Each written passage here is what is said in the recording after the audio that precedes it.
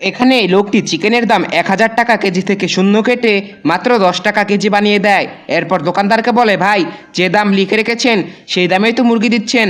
দোকানদার বলে, হ্যাঁ সেই দামেই দিচ্ছি, ঠিক আছে আমাকে 2 কেজি মুরগি দিন। তখনই আলু একটি কাস্টমার আসে, এরপর বলে, ভাই আমাকেও 10 কেজি মুরগি দিন। এরপর দোকানদার বলে, ঠিক আছে এখনই দিচ্ছি।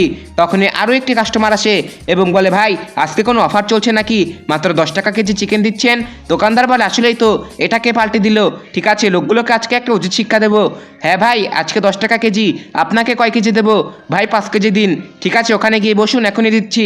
এরপর দোকানদার মুরগি কাটতে শুরু করে। তখনই লোকটি বলে, ভাই আপনারা কি জানেন আমি এই চিকেনের দাম কমিয়ে দিয়েছি এবং আমার জন্য আপনারা কম দামে নিতে পারছেন, ধন্যবাদ ভাই।